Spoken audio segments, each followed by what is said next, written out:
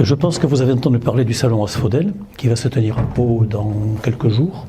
Je crois que c'est le week-end du 14-15 décembre. Alors pourquoi je vous en parle? Parce que il y a deux fournisseurs, bon, alors il y en a plus de deux, mais il y en a deux que je connais, disons, qui amènent du vin bio évidemment, puisque le salon Asphodel c'est un salon bio.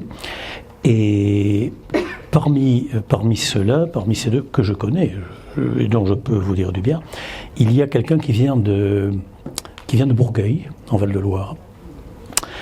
Et enfin, personnellement, j'ai un goût très prononcé pour les vins de Bourgueil. Et c'est donc un viticulteur qui travaille en bio et en biodynamie même depuis quelques années, depuis très longtemps. Donc son domaine est vraiment, on peut dire, totalement dépollué. Il n'est pas à Saint-Nicolas ni à Bourgueil, il est à Benay. Puisqu'il y a 3 communes qui ont droit à l'appellation, vous le savez, il y a Saint-Nicolas de Bourgueil, Bourgueil et Benay, ou ils disent Benay, on devrait dire Benay parce qu'il y a un S avant le N, enfin peu importe. Et c'est le domaine Guillon. Alors ce domaine Guillon, je n'ai pas d'action chez lui, je le connais bien parce que depuis des années j'achète du vin chez lui. Il a des produits absolument magnifiques à des prix très intéressants, puisque le de qualité chez lui ça tourne autour de 12 €. Donc pour des vins qui ont déjà vieilli en fût, pas mal, qui ont été faits en bio. Et alors le domaine est en bio parce que, vous allez voir, c'est assez amusant. Il est en bio depuis 1966. Donc ça devrait vous faire sursauter parce qu'à cette époque-là, le standard bio n'était pas encore légal.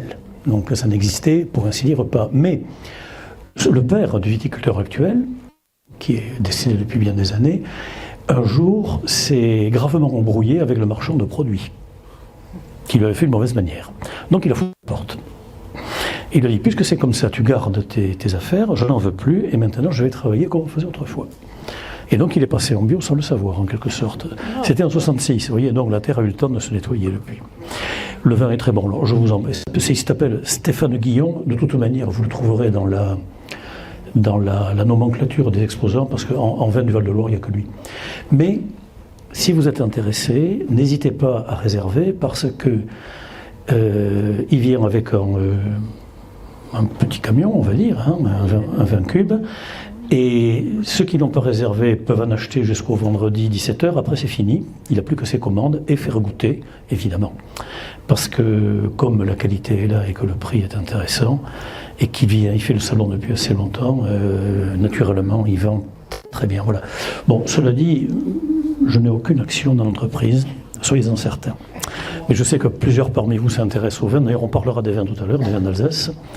Un d'entre vous vient de me dire que... Le nom de la manifestation? C'est le salon Asphodel. Asphodel comme la fleur.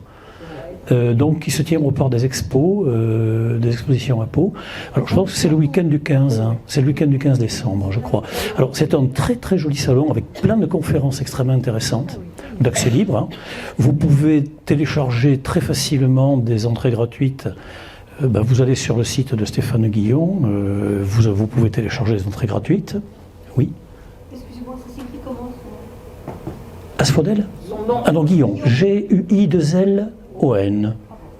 Simplement. Voilà. Un nom bien tourangeau. Voilà. Et donc ce salon est vraiment extrêmement intéressant et on peut même prévoir d'y aller le matin, de manger à midi. Il y a pas mal de possibilités pour manger sur place, hein, bien sûr, et d'y passer la journée parce qu'entre les conférences et les exposants, croyez-moi, ça vaut vraiment le coup d'y aller. C'est pas du tout décevant. Voilà. Oui. À la dernière séance, vous nous avez dit que vous préférez parler sans micro. Alors moi, je préfère parler sans micro, si tout le monde est d'accord. Ah, moi je préfère, hein. Ah oui. Merci. Merci. Bon, je vais essayer de parler fort et de vous faire face, parce que je sais que j'ai une voix qui ne porte pas beaucoup. Alors, si jamais ça ne va pas, n'hésitez pas à faire des signaux de fumée, et puis j'essaierai de tourner le bouton. Bon, alors, nous allons démarrer. On va reprendre là où nous en étions restés. Vous vous souvenez qu'on avait parlé du pâté de foie gras de Jean-Pierre Clauze. Voilà, qui est intéressant parce que, bien qu'il remonte à l'époque de Louis XVI, eh bien, il se fait toujours, et ça reste une spécialité strasbourgeoise, aujourd'hui, parmi les plus cotées et les plus appréciées.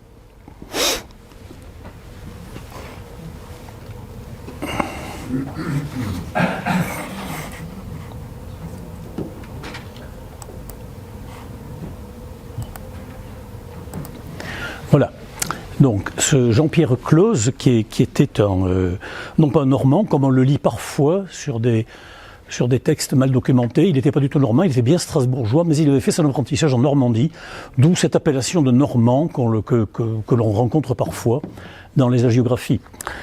Bon, on va pas y revenir. Alors, maintenant, on va commencer avec les spécialités. Alors, vous allez voir, il y a une diversité très intéressante en Alsace, et toutes ces spécialités, comment dirais-je, ont une caractéristique d'authenticité et d'ancienneté. Voilà, ça c'est très intéressant parce que dans beaucoup d'endroits, on présente comme des spécialités des choses qui ont été importées, des fois pas très longtemps avant. Le gâteau à la broche, qui, je suis désolé de faire de la peine, n'a rien de pyrénéen. Le gâteau à la broche. Et non. Le gâteau à la broche, il vient des pays baltes. Et il a été amené par les cantinières des armées napoléoniennes qui revenaient. Et je vous mets au défi de trouver la trace du gâteau à la broche avant le retour des troupes napoléoniennes au début du 19e siècle. Je ne vais pas donner une date précise, mais nous savons tous que ça se passe aux alentours des années 1804-1805. Bien. Et cette recette-là, eh bien, je suis désolé, elle est pyrénéenne depuis, bon, disons, quand même quelques décennies, quelques siècles, c'est vrai. Mais, à l'origine, ça vient des pays baltes. Eh oui. Donc, on a souvent, quand on creuse la question des traditions gastronomiques et des spécialités, on a souvent des surprises. Oui, oui. Pas forcément agréables, parce que j'ai failli me faire agresser. Je suis sûr ici. Il y a quelque temps, alors maintenant je le dis ici, parce que je sais que parmi vous il n'y a que des braves gens. Et on n'est pas tous d'ici. Et que vous n'êtes pas tous d'ici, en plus. Voilà. Mais bon, c'est intéressant. Alors, la soupe à la bière, là, c'est bien alsacien, il n'y a aucun doute. C'est alsacien comme la bière est alsacienne. Alors, qu'on en ait fait ailleurs qu'en Alsace, c'est certain. Mais c'est resté, si vous allez manger dans les Weinstube à Strasbourg, vous rencontrerez souvent cette possibilité de manger une soupe à la bière. Alors, je vous en ai mis la recette parce que c'est à la fois très facile à faire et très bon, pour peu qu'on aime la bière, évidemment. Parce que la soupe à la bière, ça a le goût de bière. Hein. Voilà. Donc, une spécialité qui était servie principalement dans les abbayes. Vous savez que dans les abbayes, eh bien, cela faisait partie du devoir des moines d'exercer la charité et de nourrir les gens, les pauvres, enfin bon, les gens affamés, les pèlerins, les gens de passage, etc. Donc il y avait toujours en cuisine une marmite supplémentaire, hein, si vous voulez. Et d'ailleurs, j'ouvre une parenthèse très rapide, c'est de là que vient la soupe Tourin, que vous trouvez dans de très nombreuses régions. Et pourquoi l'appelle-t-on soupe Tourin? En général, il y a des oignons, de l'ail. C'est une soupe maigre, une soupe qui ne demande pas beaucoup de moyens financiers pour être réalisée, en général. Les moines étaient charitables, mais ils n'étaient pas dispendieux. Et cette soupe Tourin, pourquoi s'appelle-t-elle Tourin? Eh bien, parce qu'on l'a donnée à travers le tour. Et le tour, c'était ce tambour de bois qui servait à faire passer des choses à l'extérieur ou à faire rentrer ce qu'on voulait, sans pour autant rompre la clôture monacale. Donc la soupe Tourin, c'est la soupe qu'on donne sur le tour. Voilà, bon, je ferme la parenthèse. On aura l'occasion d'en reparler parce que dans certaines régions, c'est devenu véritablement une spécialité qui est importante. Alors, il faut de la bière brune de préférence, un bon bouillon de volaille, de bœuf, bouillon de pot-au-feu, quand vous avez fait un pot-au-feu, ou alors, si vraiment c'est les vaches maigres, de l'eau, hein, voilà. Et on fait moitié-moitié, d'accord? Ensuite, on a besoin d'un gros oignon que l'on va hacher, et puis un petit peu de beurre ou de saindoux. Autrefois, quand on ne cuisinait pas au beurre, on cuisinait au saindoux. Donc, si vous aimez la cuisine au saindoux, ce qui est mon cas, moi j'aime beaucoup cuisiner avec le saindoux, avec la graisse d'oie, la graisse de canard. Je trouve que c'est plus diététique, il en faut moins, c'est plus fluide et ça colore souvent mieux. Les pommes de terre sautées à la graisse de canard, c'est beaucoup mieux qu'avec de l'huile et du beurre et c'est beaucoup plus digeste. Enfin bon, opinion personnelle. Donc du saindoux éventuellement, un peu de farine, un peu de crème fraîche si vos moyens vous le permettent, parce que bon, ça reste un produit bon marché, et des croûtons de pain grillé. Il y a toujours du pain sec à mettre dans la soupe, évidemment. Voilà, donc c'est tout simple, hein. On fait dorer l'oignon, on le fait dorer dans le corps gras bien chaud, doré coloré, parce que ça va apporter une saveur caramélisée. On ajoute la farine, on fait comme un roux, hein, si vous voulez, et puis on bouille, on fait cuire, on crème un peu, Vous pouvez le passer à la passoire si vous craignez de trouver des morceaux d'oignon dedans. Sinon, vous ne passez rien du tout. Vous le mangez comme ça avec des croûtons. C'est vraiment très très bon. Si vous aimez la bière. Si vous n'aimez pas la bière, on va passer à la recette suivante. Alors, là, on a un produit qui est très très authentiquement de l'Europe centrale. Alors vous allez me dire, Strasbourg n'est pas en Europe centrale. Géographiquement, peut-être pas. Mais par la culture, par le dialecte, par les habitudes, je suis désolé, ils sont beaucoup plus tournés vers l'Europe centrale qu'ils ne le sont sur la région parisienne du point de vue culturel et gastronomique. Hein. Voilà, bon, évidemment. Alors, ce potage de quenelle de foie, on l'appelle en allemand Leberknödelsuppe. Bon, soupe, tout le monde a compris. Knödel, c'est les quenelles. Leber, c'est le foie. C'est le potage aux quenelles de foie. Vous le trouvez, ce potage, vous allez le manger en Alsace, en Allemagne, dans la quasi-totalité du pays, mais surtout dans la partie méridionale du pays, hein, en Bavière et ailleurs. En Autriche, et jusqu'en Hongrie, jusqu'à Budapest. Et c'est le même. C'est le même. C'est la même préparation. Et curieusement, quand on mange des quenelles de foie, eh bien, on les mange beaucoup plus facilement dans un potage qu'autrement. Comme ça. Et nous sommes, vous le savez, dans des pays qui sont froids pendant une grande partie de l'année. Et donc, soyons donc pas surpris que l'on mange des potages. Parce que le meilleur moyen de se réchauffer, à part le grog, évidemment, c'est un potage bien chaud. Tout le monde sait ça. Voilà. Alors, eh bien, encore, il vous faut du bouillon, bien sûr. Hein. Si on veut faire du bon potage, il faut du bouillon. De bœuf ou de volaille, peu importe. Hein. Un gros oignon, 20 grammes de beurre et des croûtons de pain frit. Alors, ça, c'est le potage par lui-même qui est tout à fait banal et ordinaire, si vous voulez, qui va être réalisé avec des oignons caramélisés et un bouillon que l'on a récupéré ou que l'on a fait pour ça, peu importe. Hein, voilà. Alors les quenelles. Du foie de veau que l'on va hacher très très finement, pour ne pas dire qu'on va le broyer. Si vous avez un mixeur, un genre de blender, de thermomix, etc., n'hésitez pas, il faut vraiment le broyer. Hein.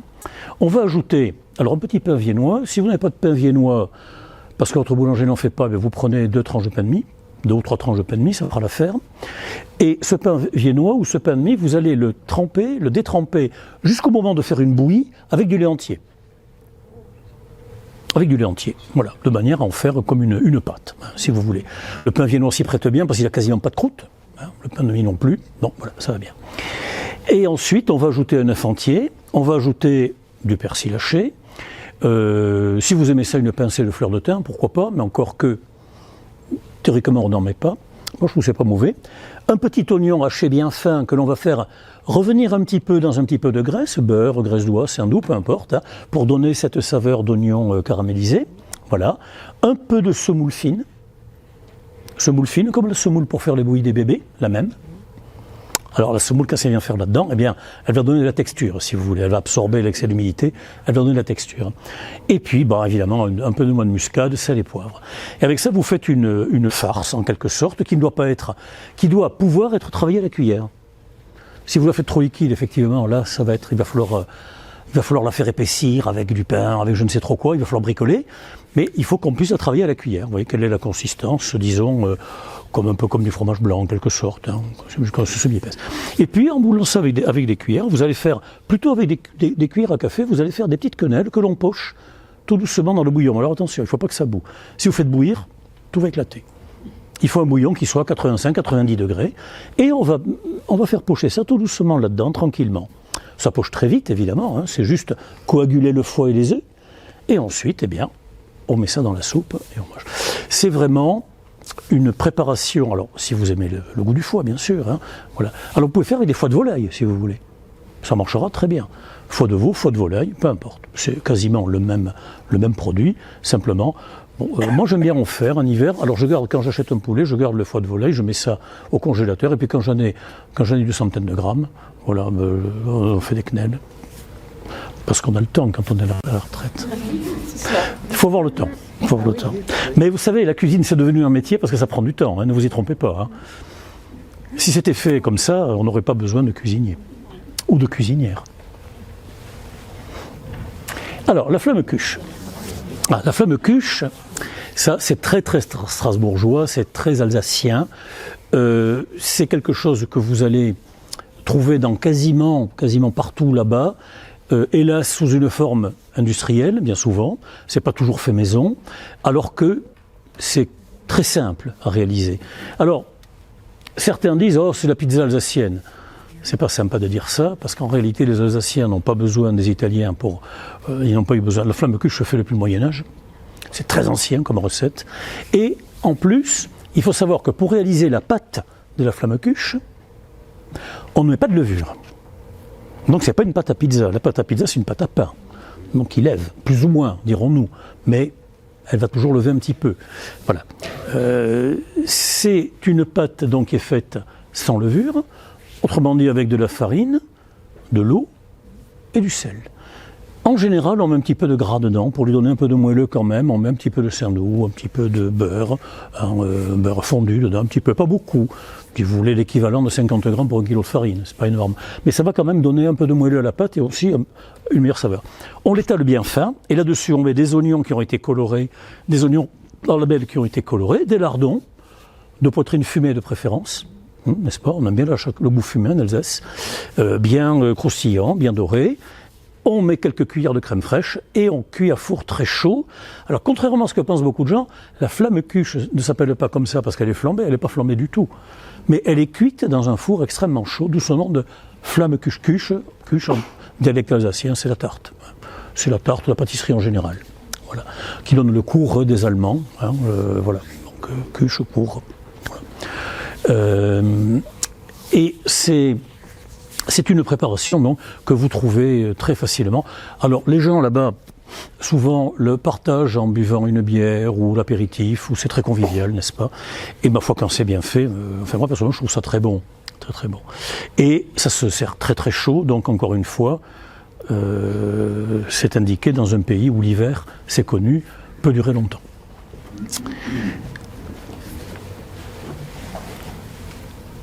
Alors, maintenant, on va balayer un petit peu. Là, on était dans les entrées. On va continuer un balayage. Alors, quand la recette est indiquée en couleur, c'est que je vous la donne en suivant. Voilà, je vais vous la donner en détaillé, en suivant.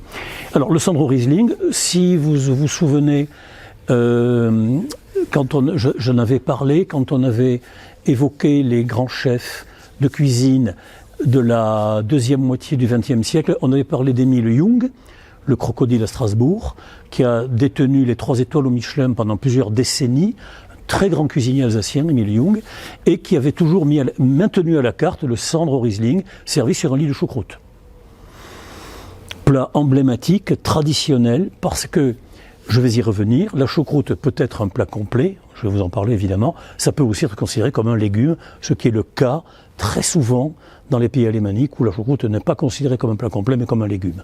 Ce qui peut paraître surprenant pour nous. Voilà. Et ça fait parfois des histoires parce que des fois, bon, les gens ils voient sauerkraut sur le menu, ils disent on va manger une bonne choucroute et puis ils voient arriver parfois du chou comme ça sans rien. Et alors ils disent on est tombé chez les escrocs. Non, pas du tout. Pas du tout, c'est pas d'escroquerie, c'est une autre habitude alimentaire. Voilà, alors le Sandro Riesling, donc défilé. Alors le cendre, je vous l'ai déjà dit, c'est probablement, c'est de toute évidence le meilleur des poissons d'eau douce, et de très loin, probablement l'un des meilleurs poissons qui existent. Ça vaut la sole, ça vaut le turbo, c'est très supérieur à la lotte. Oh, très supérieur à la lotte, sans aucun doute, à la fois par le goût et par la texture. Donc le cendre, les filets de cendre sont tout simplement pochés dans un fumet que l'on a fait avec la tête et les arêtes et du Riesling, et on va pocher ces filets légèrement et on va les servir sur un lit de choucroute qui a été cuisiné de façon classique, c'est-à-dire que si on veut qu'elle soit bonne, on a cuit un jambonneau dedans. Évidemment. Voilà. Alors, la matelote d'anguille à l'alsacienne, elle n'a d'alsacien que le vin blanc qui sert à la préparer. Parce que de la matelote d'anguille, on n'a pas fini d'en parler. De la matelote, on en fait pratiquement dans toutes les régions de France. Partout où vous trouvez des poissons de rivière, vous allez trouver des recettes de matelote, qui ne s'appellent pas forcément comme ça. En Bourgogne, ça s'appelait la pochouse, mais la pochouse, ce n'est jamais qu'une matelote de poissons de rivière. c'est fait exactement de la même manière. Donc, alors, on va servir l'anguille qui est présente dans la gastronomie alsacienne, parce que autrefois il y en avait pas mal, il y en avait même beaucoup, eh bien on va servir de la matelote. Le coq au Riesling, même remarque, il est alsacien parce qu'on la cuisine au Riesling. Ouais. Autrement, le coq au vin en Bourgogne, le coq au vin de Bourgueil, le coq au vin des Côtes de Duras, on fait du coq au vin quasiment partout en France, bien sûr, hein, dans la mesure où on trouve des vrais coqs, c'est-à-dire des coqs qui avaient des costauds, hein, voilà. Bien. Et alors, Lois Brézé, là, on est davantage sur un régionalisme, parce que Lois c'est un volatile, un palmipède, qui est très présent en Alsace. Je vous l'ai dit, quand on fait du foie gras en Alsace, c'est 9 fois sur 10 du foie gras d'oie. Nous, c'est 9 fois sur 10 du canard. Alors, je ne sais pas pourquoi, j'en sais rien. Tradition, climat, terroir, je ne sais pas. En attendant, ces oies, quand on leur a prélevé le foie, eh ben, on les mange bien évidemment, et on peut la faire braiser. Alors braiser, c'est-à-dire qu'elle va être cuite longuement à couvert dans un four, avec une garniture de légumes, dans un récipient couvert, de manière à attendrir la chair, parce que l'oie, c'est une chair qu'on peut qualifier de ferme, quand même. Hein, voilà. Bon. Et donc, le braisage convient très bien pour ce genre de produit, dont la chair est ferme, c'est-à-dire une cuisson au four, dans un récipient clos, lente, pas très chaude, assez longtemps, de manière à bien attendrir et à dissoudre le collagène qui est présent en grande quantité dans cette viande. Et elle est servie avec des pommes de terre au lardon, alors pas avec de la choucroute, hein. Elle est servie avec des pommes de terre au lardon, traditionnellement, et des champignons sauvages, si on en a. Sinon, ben, on va prendre des champignons de Paris, des pleurotes, des choses comme ça, ce que l'on a, bien sûr. Pommes de terre, donc, et champignons. C'est après, bon, le civet de lièvre au spätzle, je vous ai déjà parlé des spätzle, hein, qui sont ces pâtes que l'on peut cuire dans de l'eau frémissante. Mais là, hein, voilà. Ça, vous en trouverez très souvent en Alsace, ils aiment beaucoup. Quand c'est bien fait, c'est bon, mais enfin, c'est des pâtes. Hein. Et puis alors ensuite, ben, le très célèbre Bake-Off. Ah, le Bake-Off. Ah, oh, attendez. Le Bake-Off. Après, on reviendra en arrière. Alors, le Bake-Off. Le Bake-Off, ça, c'est vraiment un plat à caractère médiéval. Il n'y a aucun doute par rapport à ça. C'est un plat médiéval et certains d'entre vous se souviennent peut-être, quand ils étaient petits, comme moi j'avais une tante qui avait une boulangerie sur le plateau de Lannemezan. En fait, c'était une tante par alliance, peu importe, dans la cité ouvrière. Et je revois encore les voisines, les mères de famille, disons, qui venaient avec un plat le soir, vers 5 heures, pour le mettre dans le four. Et quand j'étais gamin, je me disais, mais qu'est-ce qu'elles font? C'est pas du pain, c'est... Et on m'avait expliqué qu'en réalité, on venait cuire dans le four pendant toute la nuit, autrement dit, jusqu'à la première fournée. Bon, le boulanger, il allumait son four, il réchauffait son four vers 2h du matin, pour cuire à partir de 3h30. Bon, le boulanger travaillait la nuit à l'époque. Et donc, les gens venaient profiter du four, qui était à basse température. Elles amenaient une cocotte. Alors il y avait quoi dans ces cocottes? C'est assez mystérieux. Il y avait des haricots, il y avait des fois du cassoulet, tu vois. Des fois c'était le fameux gigot de 7 heures, qui cuit 7 heures dans un four de boulanger éteint, à basse température. Vous savez, la nouvelle cuisine, on vous sert maintenant, en général très cher, des produits cuits à basse température. Parce que c'était cuit sous vide, dans un four où la température est contrôlée, juste au point de cuisson de coagulation des protéines, etc. Donc c'est très tendre, c'est bon.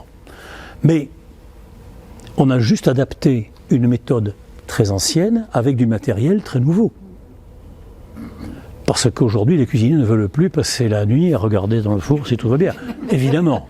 Ils travaillent assez dans la journée. Alors, le bake-off. Donc c'est très ancien. Il faut... Le plus dur, à mon avis, c'est d'avoir le plat qui convient. Voilà. Si vous avez le plat qui convient, le reste est très simple. Dans ce plat, alors vous allez mettre en parts égales de la viande de bœuf, du gîte. Alors vous connaissez le gîte de bœuf? 3h30 de cuisson à ébullition lente. Après c'est très bon. Mais c'est une viande extrêmement riche en collagène. C'est la viande à pot-au-feu par excellence. Bon, voilà. 500 grammes d'échine de porc, là, bon, c'est moins long à cuire. 500 grammes d'épaule de mouton. Ah, mouton, on va mélanger. Et oui, le bake-off, il y a les 3 viandes dedans, y compris du mouton. Alors, la viande de mouton, dans les Pyrénées, on en trouve. On en trouve ici, on en trouve en Corse, on en trouve dans les endroits où il y a véritablement de l'élevage. Mouton, comprenons brebis. Hein. Bien, mouton, il y en a guère, hein, il y a surtout des brebis. Bon, mais on peut dire, oh c'est fort, la viande de mouton et autres. Ben non, pas vraiment. Pas vraiment. C'est fort, surtout quand vous la faites griller. Mais quand c'est cuit comme ça, non. Et ce mélange des 3 saveurs, porc, bœuf, mouton, va donner quelque chose d'extrêmement intéressant. Alors, on découpe ces viandes en gros cubes, hein, des gros morceaux, on ne se pose pas trop de questions, c'est un plat rustique. Et puis on va les mettre à mariner toute la nuit dans le vin blanc. Toute la nuit, une douzaine d'heures, disons, dans le vin blanc. L'expérience montre que ce n'est pas la peine d'aller au-delà de 12 heures pour une marinade. Il ne se passe plus rien. Au bout de 12 heures, la marinade, les échanges sont faits. Et puis après, si on prolonge, bon, ben on peut prolonger, mais c'est pas parce que ça va mariner 24 heures que ça sera meilleur. Hein. Ça, certainement pas. Voilà. Et ensuite, on va ranger dans la terrine par couche les viandes, les légumes. Quels légumes? Des oignons, des blancs de poireaux, des gousses d'ail. Pommes de terre, carottes et un petit cœur de chou. On va faire des couches. On fait des couches. On ajoute le vin, alors on assaisonne un petit peu, bien évidemment. Hein. On ajoute le vin de la marinade, du Riesling, ou du Sylvaner. Le Sylvaner convient très bien. Riesling, Sylvaner, un vin sec. Un vin qui a du bouquet, bien sûr, mais qui est bien sec. Et voilà. Et on va donc assaisonner, mettre un petit bouquet garni, 2 clous de girofle au fond, si on aime. Et on va faire cuire ça pendant le temps qu'il faut. Le temps qu'il faut. C'est une affaire de gens patients, un certain temps. Exactement, comme le fût du canon, un certain temps. C'est une affaire de gens patients. L'idéal, si vous avez un four qui régule, disons, à 150 degrés, ce qui est souvent le cas des fours que nous avons aujourd'hui dans les foyers, eh bien, vous mettez ça dans le four à 150 degrés, et puis vous allez faire autre chose, vous allez dormir, vous allez au cinéma, vous allez danser, que sais-je, hein, voilà. Et vous, le lendemain matin, si tout s'est bien passé, vous allez pouvoir avoir votre bacon. Mais il faut que votre récipient ferme bien. Alors, il peut arriver, dans certains cas, que l'on lutte le récipient. Alors, qu'est-ce qu'on fait quand on lutte un récipient? Si un jour vous allez dans un grand restaurant très huppé, on vous fera peut-être manger le faisan en cocotte luttée. Alors, on lutte avec un seul thé. Il ne s'agit pas de lutter en cuisine, hein? Non. Non, non. On lutte avec un seul thé.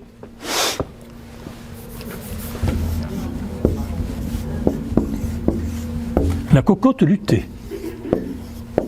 Alors, que veut dire lutter? Eh bien, en cuisine, lutter, c'est faire une pâte avec de l'eau et de la farine. Pas trop épaisse, si vous voulez, pour faire un joint entre le couvercle et le plat lui-même. On fait comme un boudin et... Alors évidemment ça va cuire, on laisse un tout petit trou pour pas que ça explose dans le four bien sûr, parce qu'il va y avoir de la vapeur d'eau là-dedans, il faut que la vapeur puisse quand même, que ça ne se mette pas en surpression, dirons-nous, hein, voilà. Sinon on obtiendrait le résultat inverse, le couvercle se détacherait, et ça s'appelle lutter. Alors c'est un mot médiéval, mais qui se dit encore aujourd'hui. C'était la grande ruse à l'époque où il y avait des épreuves orales dans les examens de cuisine. Bon, il y a bien longtemps que c'est terminé, on disait voyons, c'est quoi une cocotte luttée? Alors, il y avait ceux qui savaient et ceux qui ne savaient pas. Ceux qui ne savaient pas, évidemment. Voilà. Bien. Voilà pour le bake-off. Alors, un bake-off bien fait, c'est vraiment, vraiment très, très, très bon. Très bon. Les viandes sont... Vous les prenez à la cuillère. Ah, oui. Vous prenez la viande à la cuillère. Ça s'est mélangé avec les légumes. Ça confit tout ça. C'est vraiment délicieux. Et ça, c'est de la cuisine qu'on peut qualifier de médiévale, sans aucun doute.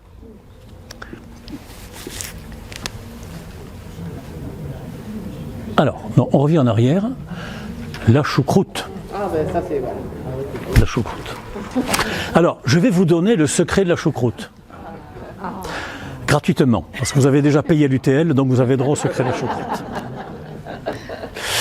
Alors, la choucroute, comme je vous le disais tout à l'heure, pas complet.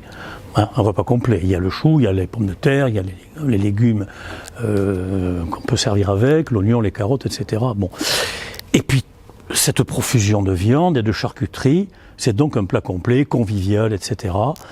Bon, je vous avoue que quand j'ai du monde à la maison en hiver, alors j'ai un petit carnet où je marque ce que j'ai fait, parce que comme je ne me souviens de rien, j'ai un petit carnet où je marque pour pas servir la même chose aux gens qui sont déjà venus. Ben oui, quand même, hein, parce que sinon, ma cote professionnelle va s'écrouler. Sinon, on va dire, fais bien la cuisine, mais c'est toujours pareil. Alors, bon, le secret, il n'y en a qu'un. Un, évidemment, il faut la cuire vous-même. De grâce, n'achetez pas la choucroute toute cuite. De grâce. Ah oui. Ah non, ah non. C'est tellement facile à faire. Tellement facile. Le secret, c'est d'avoir de la choucroute crue et de la laver à l'eau froide au moins 3 fois. Au moins 3 fois. Jamais moins. Alors, un baquet, une bassine avec de l'eau, on met la choucroute dedans, l'eau froide, très froide, on brasse, on prend, on égoutte dans une passoire, on jette l'eau, on recommence. Jusqu'à temps que l'eau soit claire. Ça, c'est la base. Si vous avez fait ça, vous ne pouvez plus rater derrière. C'est obligé d'être bon. Comment on fait? Eh bien, il vous faut un jambonneau demi-sel ou un morceau de coquille salée. Parce que le jambonneau demi-sel, ici, eh ben, on n'en trouve pas si facilement que ça. Il faut le demander au charcutier. Ce que j'ai fait hier, j'ai demandé au charcutier, jeudi prochain, je voudrais un jambon demi-sel. Très bien, marqué. Bien. Voilà. Ce jambonneau demi-sel, vous le faites dessaler la veille dans une eau froide pendant toute la nuit, un petit peu, parce qu'en général, il n'est pas salé au sel sec, hein, il est salé à la saumure, donc il a bien bu du sel. Donc vous le faites dessaler à l'eau froide depuis la veille. Vous mettez une cuillère de graisse d'oie au fond de votre cocotte, une ou deux cuillères, bien étalées, le jambonneau, la choucroute, 2 carottes entières, un gros oignon piqué de clous de girofle et un bouquet garni. On tasse bien. Et là-dessus, vous allez mettre un quart de litre de Riesling et de l'eau froide à hauteur. Et surtout pas de sel. Surtout pas de sel. Le jambonneau s'en charge. Quelques grains de poivre. Moi, je mets également des baies de genièvre, que je laisse, parce que j'adore ça. Si vous les craignez, vous les mettez dans une petite mousseline, pour qu'elle donne le goût sans se répandre dans la choucroute. Parce que s'il faut aller à la pêche sur la baie de genièvre, il y en a pour un moment. Voilà. Et c'est tout. Et ça va cuire gentiment entre 2 et 3 heures. Et ça fait une choucroute, ça. Ah, extraordinaire. Ah ouais? Et c'est tout. Et c'est tout. Le reste, après, le reste, vous allez mettre de la charcuterie avec ce que vous aimez. Des saucisses de Strasbourg, évidemment. Bon. Après, vous avez, alors, les saucisses ne sont pas fumées. Après, vous allez mettre de la charcuterie fumée. Par exemple, une saucisse de Montbéliard. Par exemple, ou de Morteau. Alors, les Montbéliards, vous les blanchissez un petit peu, parce que ça a souvent un goût fumé assez violent. Donc, vous les blanchissez un petit coup au froid d'ébullition. Vous les posez sur la choucroute 10 minutes avant de servir. C'est tout. La saucisse de Morteau, la même chose. Vous la blanchissez, vous la posez sur votre choucroute, allez, disons une demi-heure avant l'heure de servir. Elle va pocher tranquillement. Des tranches de bacon ou de poitrine de porc fumée, bien grillées, bien croustillant. Ce que vous aimez. Ce que vous aimez. Ce que vous trouvez, j'ai envie de dire. Mais maintenant, même ici, on trouve assez facilement de la bonne charcuterie. Voilà. Bien. Et on va servir ça sur un grand plat, parce que ça fait partie du spectacle. Et on va prendre des bougies, on va prendre un dessous de plat avec des bougies pour tenir ça au chaud, parce que c'est tellement bon qu'on va se resservir, il faut quand même que ça reste chaud. Voilà, vous voyez, c'est d'une simplicité extraordinaire. Alors évidemment, on peut ne pas aimer. Moi j'ai une belle-sœur qui a horreur de la choucroute, alors chaque fois qu'elle vient, je fais exprès d'en faire. Comme ça. C'est pas bien. Oh non, elle rend mon frère tellement malheureux que... Non. Ah ben voilà. Ah non, c'est un chameau. C'est un chameau. C'est ce qu'on appelle ici un carcan. Un carcan. Ici, un carcan. Dans la région, on dit un carcan. Bon. Oui. Est-ce que dans la région, il y a un restaurant où... Alors, à ma connaissance, non. Et pourtant, des tavernes alsaciennes, il y en a dans beaucoup d'endroits. À Toulouse, il y avait une taverne alsacienne où on mangeait une choucroute fameuse sur le boulevard de Strasbourg. Non, je crois que c'est fermé. Oui. Pardon ? À Toulouse toujours ? Oui. D'accord. Bon. Et Dans beaucoup, même moi j'ai vu ça à Rennes en Bretagne, une taverne Canter, où on mange une très bonne choucroute. Bon, c'est quelque chose qui s'exporte très bien. Voilà, cela dit, c'est très saisonnier quand même. Hein, parce que quand il fait 40 à l'ombre, vous n'avez pas, les amateurs de choucroute se comptent sur les doigts d'une main. Bien, voilà. Et alors, je n'ai pas parlé des pommes de terre, hein, qui se posent entières un quart d'heure ou une demi-heure, disons, avant l'heure du service. Vous les posez entières dessus quand ça mijote. Elles cuisent avec la vapeur du produit. Bon, voilà, tout simplement. Mais c'est d'une simplicité culinaire. Pour moi, c'est le degré zéro de la cuisine. Je pense que n'importe qui, même qui ne sait pas faire la cuisine, peut faire une bonne choucroute. Les carottes, qu'est-ce que vous en faites? Je les mange. Alors, entières. Alors, oui, vous les coupez en 3 ou 4 morceaux. Moi, je les mets sur le plat, c'est joli, c'est rouge. Ouais. C'est beau. C'est beau. Et je vous assure que je ne suis pas le seul à les aimer. Je suis alsacienne ah. Et je n'ai jamais vu de carottes dans une... Eh bien, écoutez, moi, j'en ai toujours vu mettre. Et je vais vous dire pourquoi. Alors, vous avez une raison technique. Une raison technique pour mettre oignons et carottes. C'est que le produit est acide à la base. La choucroute, c'est une fermentation acide. Donc, c'est une des raisons pour laquelle il faut bien la laver avant de la cuire, déjà. Et puis ensuite, vous travaillez avec du vin blanc. Vous cuisez avec du vin blanc. Pas beaucoup. Il faut pas s'imaginer que plus on en met, meilleur ce sera. C'est entièrement faux. Vous voyez, là, je vous conseille 1/3 de litre pour une choucroute de 1,2 kg. Une choucroute de 1,2 kg, il vous faut déjà une belle cocotte pour la cuire. Hein. Donc, 1/3 de Riesling, c'est pas beaucoup. Vous allez en avoir, disons, 2 doigts au fond. Et de l'eau. Même quand on a du bon bouillon de volaille, on ne met pas du bouillon dans la choucroute, on met de l'eau. Mais on cuit un jarret de micelle dedans, ou du coty, ça peut aller, en sachant que le coty cuit beaucoup plus vite. Donc si vous ne voulez pas qu'il parte en miettes, il faudra le récupérer un peu avant. Voilà. Alors les carottes, écoutez, vous n'en mettez pas. Moi j'en ai toujours vu mettre, je ne suis pas alsacien, hein, je suis d'ici, mais j'ai par contre travaillé avec des Alsaciens et j'ai toujours fait faire ça. Voilà. Et ça va contribuer, si vous voulez, très largement à l'équilibre acide de votre produit. Parce que une choucroute, quand c'est pas bien fait, ça peut être très acide. Moi, personnellement, ça me convient pas. Ça me convient pas, si vous voulez. Hein. Ça doit être un peu acide, mais pas à l'excès. Hein, d'accord? Comment? Oui. Voilà. Ils en ont en ce moment, ils en ont au Leclerc de Lormeaux en ce moment. Pas depuis très longtemps, il y a à peu près 15 jours qu'ils ont. Oui, ils en ont. L'épicerie fine, comme ça. Oui. Alors, n'allez pas payer la choucroute plus cher que chez Leclerc, parce que sachez qu'à ma connaissance, il reste 2 choucrouteries en Alsace. Autrement dit en France. 2 usines où on fabrique la choucroute. Plus, après, tous les particuliers qui vont la faire eux-mêmes. Mais alors là, moi, j'ai jamais réussi. Hein. J'ai jamais réussi, ça a toujours fini au compost. Apparemment, c'est très très simple. C'est du chou, alors du Cantal si vous en avez, du gros chou, le cœur, bien émincé, une couche de chou, une couche de sel, une couche de chou, une couche de sel, et j'appuie, tac. Et on met ça à la cave, au cellier, je ne sais pas où. Et voilà, il va se produire une fermentation acide, le niveau va baisser. Ce n'est rien d'autre. Mais, moi, j'ai jamais réussi à en faire. Jamais. Les choux particuliers. Oui, ben oui, le Cantal. Le Cantal, oui. Et le pot de terre adapté, donc en céramique très épaisse, oui. Et un couvercle en bois par-dessus. D'accord. Et un poids qui va lester. Voilà, pour presser. D'accord. Et en général, quand c'est 1 tiers à peu près de la hauteur, la choucroute est... D'accord. Mais quand j'étais à l'école normale à l'ENSET, il y avait 2 Alsaciens, très sympas, qui étaient des camarades de promotion.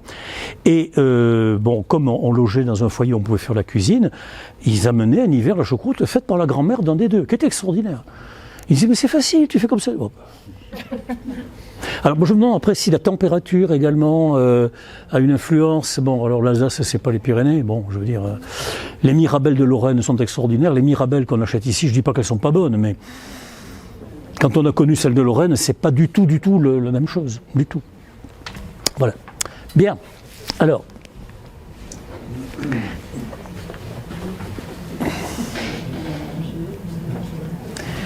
parlons maintenant des desserts.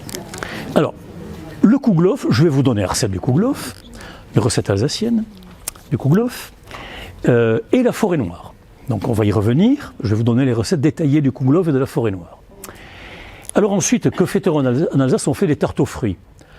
Et on les fait de façon particulière, parce que la façon alsacienne de faire une tarte aux fruits, c'est d'utiliser ce qu'on appelle là-bas une migaine, c'est-à-dire un mélange d'œufs entiers, de crème fraîche légèrement sucrée. Et on va, bon, évidemment, garnir un moule à tarte avec une pâte à tarte, bien sûr, ranger les fruits dessus, et on va couler cet appareil et cuire tout ensemble. Ça, c'est la mode alsacienne pour faire les tartes. En Lorraine, on le fait également. On le fait également en Lorraine. Mais, alors si vous voulez, c'est un petit peu, on va dire que ça fait penser à la quiche lorraine.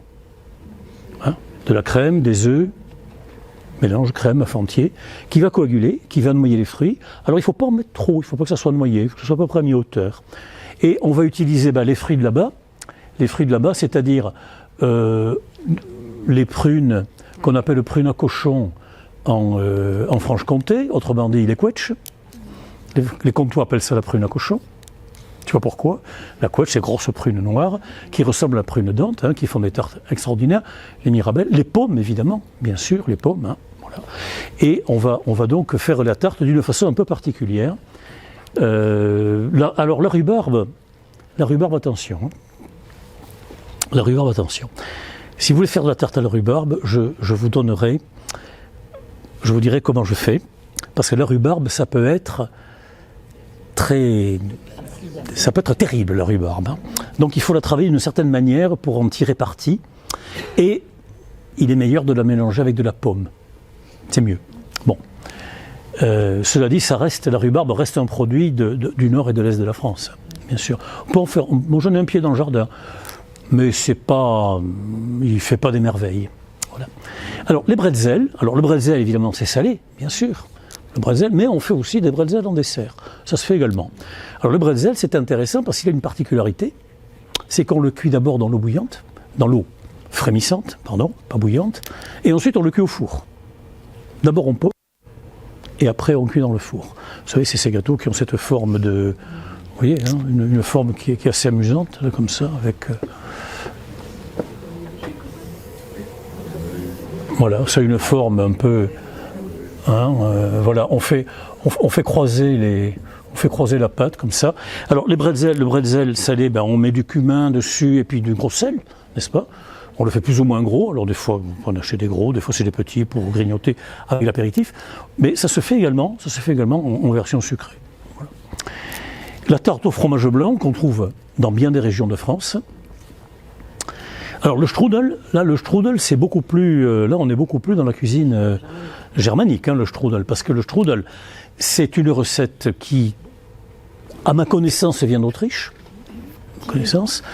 et qui se fait avec une pâte feuilletée, une pâte semi-feuilletée, dirons-nous, qui peut être des fois légèrement briochée, un peu genre pâte à croissant, et dans laquelle on va enfermer hermétiquement des pommes qui ont été préalablement cuites, en général en les faisant sauter au beurre. En général. Et puis avec de la cannelle, enfin bon, après il y a plusieurs versions, mais le strudel c'est un genre de gros chausson aux pommes, on va dire. Voilà. Et alors les schenkel, les cuisses de dame, ça c'est mignon, ça les cuisses de dame, c'est quoi? Ce sont des beignets qui... Alors ici, on a ma femme a une amie, une vieille dame, qui fait ce qu'elle appelle des doigts de fée. Mais c'est exactement les schenkel alsaciens. Alors elle n'est pas capable de dire qui lui a montré la recette un jour, elle les fait à peu près grand comme l'index, comme ça. C'est une pâte que l'on fait frire et qui n'a pas de levure. Alors on pourrait penser que c'est pas bon, ah ben si, c'est bon. C'est bon, c'est croustillant, c'est bon. Alors là-bas ils appellent ça les cuisses de dame. Voilà, c'est gentil. Et je vais vous parler du kouglof. Alors voilà le kouglof. Le kouglof, je vous donne cette recette parce qu'elle vient d'un pâtissier alsacien avec qui j'ai travaillé plusieurs années à Paris. Et c'est une recette qui est vraiment qui marche extrêmement bien. Je vous assure que c'est... Là, par contre, je dirais pas, c'est pas comme la choucroute. Hein. Là, il faut... Bon, il faut s'appliquer, on va dire. Voilà. Bien sûr, la recette. C'est une pâte levée. Hein. Donc, les pâtes levées, c'est vivant. C'est vivant, une pâte levée. C'est comme le pain. Il faut il ne faut pas laisser partir ça en grande fermentation, il faut laisser lever suffisamment. Bon, il faut être un peu attentif, dirons-nous, quoi. Alors, on commence par faire un levain avec de la farine. Pourquoi T45? Tout ce qui est brioché, croissant, brioche, pain viennois, tout marche beaucoup mieux avec la T45. Alors, très brièvement, les farines, vous pouvez acheter de la farine T45, T55, T65, T80, T110, T150. Que veulent dire ces chiffres? Ils sont relatifs au taux de cendre. Quand on a fait brûler le produit en laboratoire, on pèse, si vous voulez, le taux de cendre qui reste. Plus la farine est chargée à la base, enfin, disons, dans l'autre sens, plus elle est tamisée, plus son type sera bas, plus elle est blanche, autrement dit, et comparativement, plus elle est riche en amidon et même en gluten. Donc à partir de là, quand on a besoin de faire des pâtes qui ont de la tenue, qui vont être bien élastiques et qui vont retenir le gaz carbonique, eh bien on utilise de la 45 de préférence. On en trouve aujourd'hui, sans difficulté, même dans les grandes surfaces. Ou alors de la 55, qui est la farine de cuisine ordinaire, à défaut, ça marche aussi. Donc on fait un levain. Avec, vous voyez, une quantité de farine qui n'est pas négligeable, 220 grammes, du lait entier, très important que le lait soit entier, il ne faut pas prendre du lait demi-écrémé, et de la levure fraîche. Et puis vous allez laisser lever. Alors, on fait quoi? On mélange avec une spatule en bois, la main, si ça ne vous ennuie pas. Et vous allez avoir quelque chose qui est très, très, très collant. Très collant, vraiment. Il ne faut pas que ça vous inquiète. Vous mettez ça dans une terrine, au-dessus du cumul électrique, pas loin de la cheminée si vous en avez une, enfin dans un endroit où il fait environ, disons, 30 degrés à peu près. 30 degrés, c'est l'idéal. Voilà. Bien. Et ce levain va se réveiller, il va tripler. Alors attention, si vous l'oubliez, il va passer en fermentation alcoolique, vous pourrez le mettre au compost. Si vous en avez un, sinon la poubelle. Voilà. Donc il faut le laisser tripler, mais il va falloir s'occuper de lui dès qu'il est au point.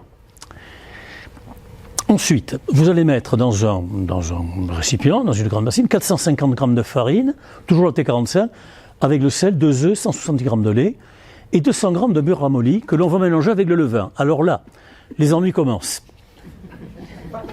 Parce que mélanger du beurre dans une pâte, alors il ne faut surtout pas le faire fondre. Il faut que le beurre reste à l'état d'émulsion. C'est très important. Sinon, votre pâte sera très décevante. Ça fera toujours une pâte, mais ça ne fera pas du gouglof. Donc, on peut avoir... Quand on ne sait pas, on dit je vais mélanger le beurre ramolli dans la pâte. Alors, au batteur mélangeur, oui. Si vous avez un batteur mélangeur électrique, oui, ça marchera. Parce qu'il est infatigable. Mais à la main, vous serez fatigué avant que le beurre soit mélangé. Alors qu'est-ce qu'il faut faire? Eh bien, il ne faut pas mettre le beurre dans la pâte. C'est très contre-intuitif. Il faut mettre la pâte dans le beurre. Sur votre table à travailler, vous mettez le beurre ramolli et le tas de pâte à côté. Vous prenez un peu de pâte, vous mélangez dans le... Ça va super bien, comme ça. Tac. Et au final, tout se mélange très bien. Ça, si on ne le sait pas, on ne va pas l'inventer. On comprend le jour où on s'est planté. On se dit, tiens, il faut que je demande à ceux qui savent. Voilà. Alors, ce mélangeur, alors vous remarquez qu'il n'y a toujours pas de sucre dedans. Toujours pas de sucre. On laisse doubler au tiède. Ensuite, on va rompre la pâte. C'est-à-dire qu'on va, autrement dit, la pâte a fabriqué du gaz carbonique en pagaille. On va chasser ce gaz carbonique et le remplacer par de l'air, autrement dit de l'oxygène. Car la levure, qui est un être vivant, comme vous et moi, respire de l'oxygène pour vivre et rejette du gaz carbonique. Ce qui est intéressant, c'est que la quantité de gaz carbonique est importante. C'est ce qui explique la levée de la pâte. Mais votre pâte ne lèvera que s'il est suffisamment élastifié. S'il n'est pas élastifié, le gaz carbonique s'en ira. Évidemment. Donc c'est la raison pour laquelle il faut bien la travailler et bien la battre de manière à ce qu'elle soit élastifiée. Ça c'est vrai pour toutes les pâtes briochées, évidemment.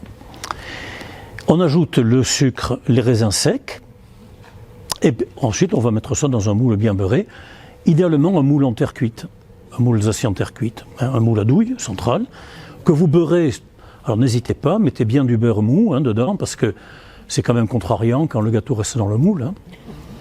Pour faire des parts, c'est pas facile, à moins d'avoir une disqueuse, bien sûr. Voilà. Et on va donc laisser, on va laisser lever ça tranquillement. il faut, pour que ce soit bien, il faut que quand la pâte lève, elle arrive juste à hauteur du moule, et ensuite on cuit, elle va remonter encore un petit peu. Voilà. Bon, un peu de sucre glace dessus, si on aime, et c'est tout. Et un bon café au lait avec ça. Ou un thé Earl Grey. Voilà. Voilà le kouglof. Je vous assure que cette recette est parfaite. Moi j'en ai 4 ou 5 dans mon carnet professionnel, mais elle est bien supérieure aux autres. Ah, la forêt noire. Ah, ça, voilà un truc qui est bon. La forêt noire. Alors la forêt noire, on peut faire un petit peu la même remarque qu'en ce qui concerne la soupe au quenelle.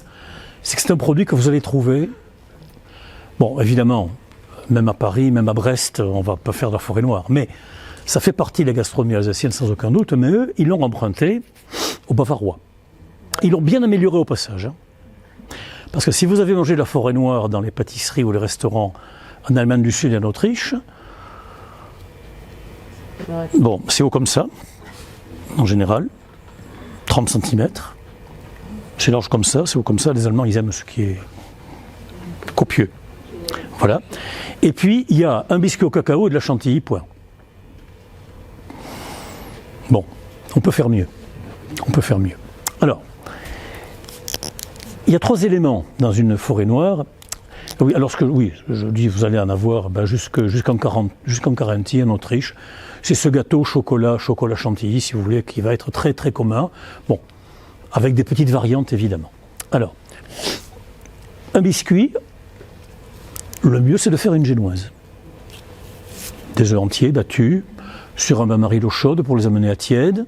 Mais ensuite, on va ajouter la farine tamisée avec le cacao.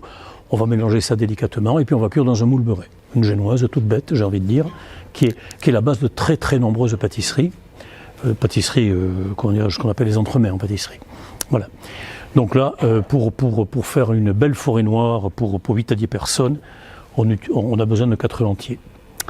Bien. Ensuite, il va falloir du sirop. Pour imbiber ce biscuit, ne pas le laisser sec. Parce que si vous le fourrez sec, le résultat sera très décevant. Très très décevant. Il faut l'imbiber. Donc on fait un sirop. On fait un sirop avec un petit peu moins de sucre que d'eau, un petit peu moins, et du kirsch évidemment. Ah oui, il faut du kirsch, bien sûr. C'est pâtisserie alsacienne, il faut du kirsch. Voilà. Il vous faut également ensuite une crème chantilly, toute bête j'ai envie de dire, hein, crème chantilly. La difficulté aujourd'hui c'est de trouver de la crème qui veuille bien monter en chantilly. Et pour une raison qui m'échappe, mis à part les crèmes que vous achetez en litres qui sont destinées aux pâtissiers et qui, elles, montent en 3 coups de fouet, les crèmes fleurettes que l'on achète aujourd'hui, une fois sur 2, il n'y a pas moyen d'en faire, de les battre et de les faire monter. Et je ne peux pas vous dire pourquoi, j'en sais rien. Je ne sais pas. Moi, j'ai réussi à trouver une marque qui fait de la chantilly à peu près convenable, mais jamais au batteur électrique. À la main. À la main. Et non, ça monte relativement vite. À la main. À la main. Parce qu'au batteur électrique, le batteur tourne trop vite et ça liquéfie et ça ne marche pas. Et donc là, il y a un problème, à mon avis, au niveau des laiteries. Parce que, moi j'ai même connu l'époque où on dédoublait la crème à l'eau glacée. On prenait la crème épaisse, on la dédoublait à l'eau glacée et on la montait et ça allait très bien. Ben, essayez de faire ça aujourd'hui. Bon. Voilà. Et quand on a tous ces éléments, on fait une crème ganache. Vous connaissez la ganache ? Non. Ah, ben, vous avez bien fait de venir. Parce qu'en plus de ça, je vais vous dire comment on fait les truffes au chocolat. Ah, ça va être la saison. Et oui, vous avez bien fait de venir aujourd'hui. Alors, la ganache, c'est très simple. Non, de la crème fraîche et du chocolat noir. Alors, là, cette proportion-là vous permet d'obtenir une ganache qui va rester relativement souple pour garnir votre gâteau. Mais vous comprenez bien que plus vous augmentez la proportion de chocolat par rapport à la proportion de crème, plus le résultat sera, après refroidissement, compact. Évidemment. Comment on fait ? Eh bien, on met la crème dans une petite casserole, on prend un fouet, on fait chauffer doucement avec le chocolat cassé en morceaux dedans. Quand le chocolat est fondu, c'est fini. Plus simple, on ne peut pas. On met ça dans une dans un saladier, et pendant que ça refroidit, de temps en temps, entre deux, vous donnez 5-6 coups de fouet. Puis vous allez faire autre chose, vous allez caresser le chat, fouetter le chien, vous revenez, 3-4 coups de fouet. Engueulez votre mari ou votre femme, messieurs. Voilà. Hein, voilà. Bon. Quelques coups de fouet, pendant qu'elle refroidit, mais sans s'épuiser, de manière à la faire foisonner un petit peu. Et cette crème ganache va servir à garnir le gâteau. Alors, 3 étages dans le biscuit. En bas, on va mettre un premier étage, on imbibe avec un pinceau avec le sirop. On met la crème ganache, quelques cerises à l'eau de vie. Bah oui. Deuxième étage, le biscuit, on imbibe, la chantilly, cerise à l'eau de vie. Troisième étage, on imbibe. On garde un petit peu de ganache, un petit peu de chantilly pour masquer les bordures. Et éventuellement pour décorer le dessus si on veut. Et quelques cerises à l'eau de vie. Voilà comment on fait une bonne, très bonne forêt noire. Alors je vous ai dit que j'allais vous parler des truffes, parce que si vous voulez faire des truffes pour vous ou pour offrir à Noël, n'allez pas chez le pâtissier. Faites-les vous-même. Faites-les vous-même. C'est très facile.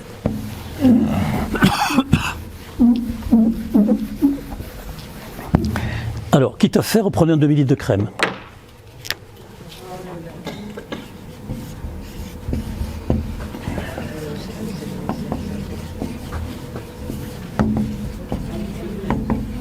Voilà, la crème épaisse, hein, la crème cuisine. Et avec ce demi-litre de crème épaisse, qui pèse environ 470 grammes, là vous allez mettre 400 grammes de chocolat noir. Alors, moi je vous conseille, du chocolat à 70%. Voilà. Hein. Parce que il est plus riche en cacao, donc il a meilleur goût. Vous avez des tas de marques qui en font. C'est facile à trouver. Alors, si vous voulez vraiment du très bon chocolat, très très bon chocolat, il faut acheter du Valrhona. Du Valrhona.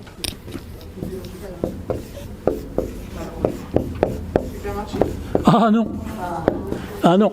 Très longtemps, on ne pouvait en avoir qu'au niveau professionnel. Mais maintenant, vu que les temps sont durs, ils vendent en ligne. Alors vous allez voir, ça peut monter à 50 € le kilo. Mais il y en a à 18 € qui est excellent. 18 € le kilo, c'est 6 € de plus qu'un chocolat de bonne qualité que vous achetez en plaquette. Bon, oui, voilà. Oui. Mais vous serez obligé d'acheter 1 kilo. 18 €. Voilà. Mais vous ne serez pas déçus. Parce que Valrhona, c'est le top du top en matière de chocolat en France. C'est le chocolat des bons pâtissiers. Quand vous avez un gâteau au chocolat que vous trouvez vraiment bon, ben, soyez tranquille. C'est du Valrhona. C'est du Valrhona. Ah, il y a Barry également, hein. Barry qui fait du très bon chocolat. Il y a 2 fournisseurs en France. Alors, donc, vous faites votre ganache comme ça, c'est-à-dire que on chauffe la crème avec le chocolat noir, on remue au fouet. Quand c'est bien lisse, c'est bon, vous mettez ça dans une terrine, et puis comme ça, vous refroidissez 2-3 petits coups de fouet. Alors vous allez voir, ça va devenir relativement compact. Quand c'est froid, eh bien, alors vous prélevez des cuillères à café, ou alors bon, et vous roulez dans les mains si vous aimez que ça soit comme des boules, ou bien, moi je trouve que c'est mieux quand c'est un petit peu accidenté, quand ça fait un peu comme un rocher, hein, voilà, bon, n'importe. Et vous mettez ça sur une plaque avec un papier sulfurisé bien propre. Ensuite, vous allez faire fondre au bain-marie, mais attention, pas dans un bain-marie bouillant. Dans un bain-marie, on va dire, qui ne dépasse pas les 50-55 degrés. Autrement dit, on peut quasiment mettre le doigt dedans. Hein.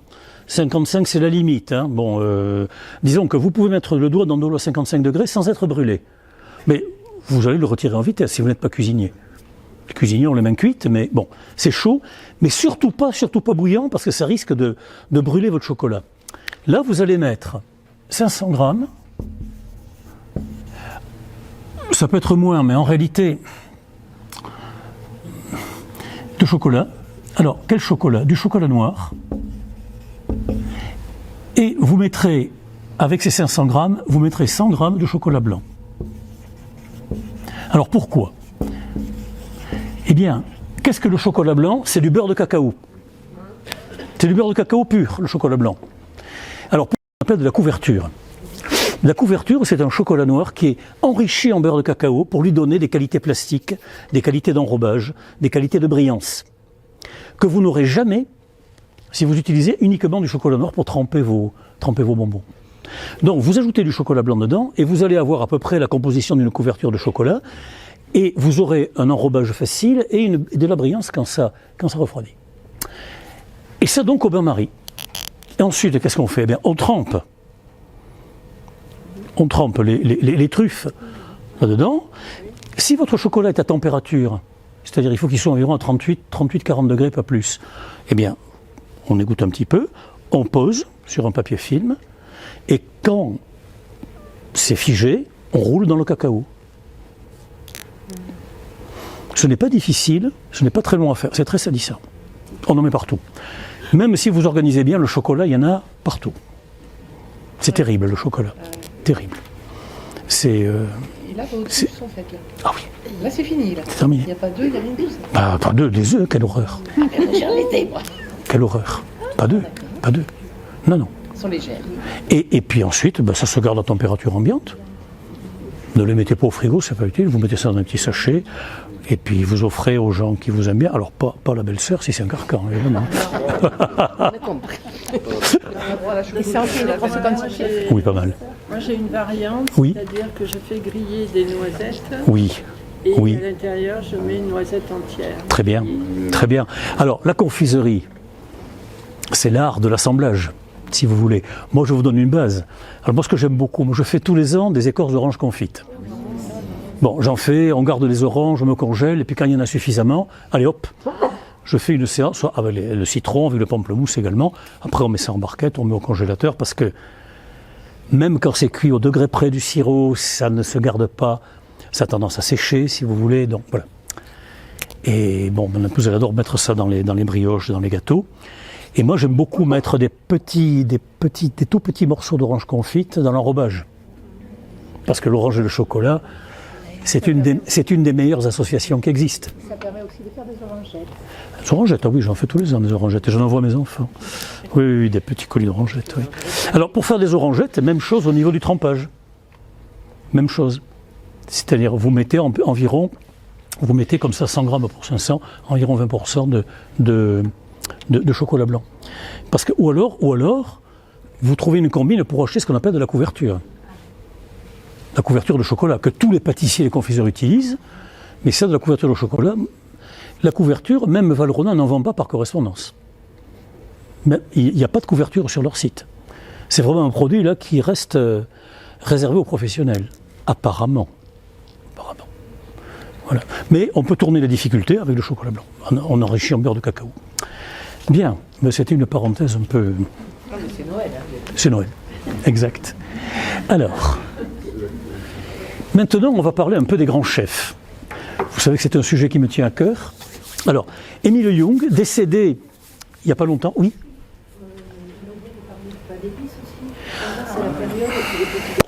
Alors, j'en ai parlé en détail quand on a fait la région Bourgogne. Et j'en parle pas chez les Alsaciens. Je suis pas gentil, hein.